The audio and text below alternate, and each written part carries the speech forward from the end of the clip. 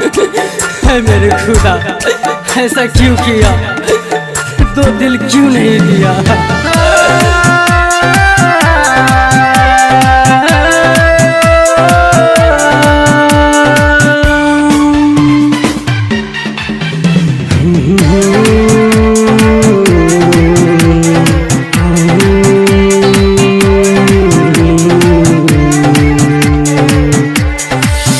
जिसे चाहा उसी ने दिल तोड़ दिया,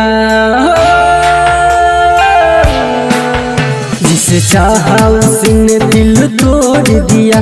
तकलीफ है बहुत जीने में,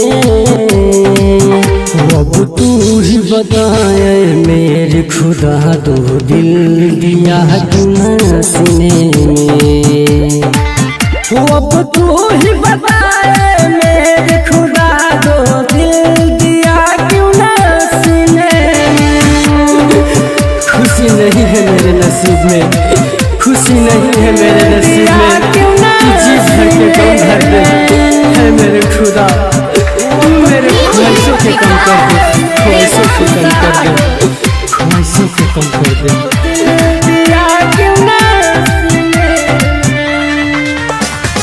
जीने नहीं देती है यादें सनम का, क्यों ना तू बनाया है दावा तू गम का।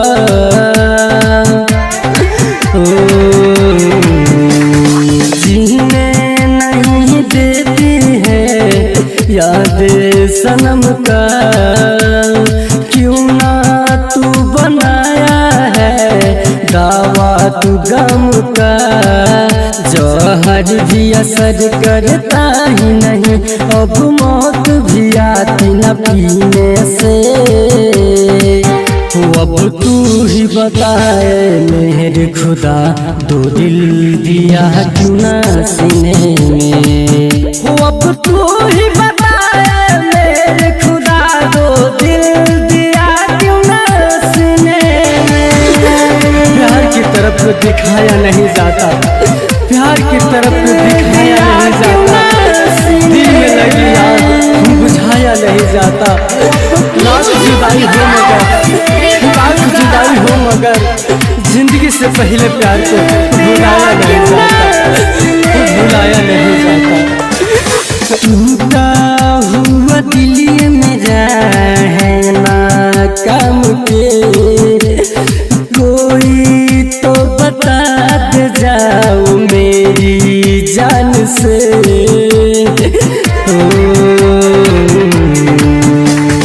टूटा हुआ दिल मेरा है ना काम के, कोई तो बता दे जाओ मेरी जान से।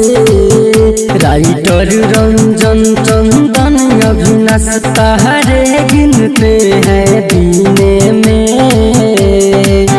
अब तू ही बताए मेरे खुदा, दो दिल दिया क्यों सीने में।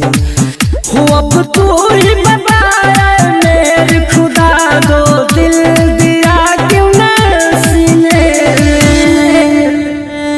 SK recording studio Delhi Chhatarpur.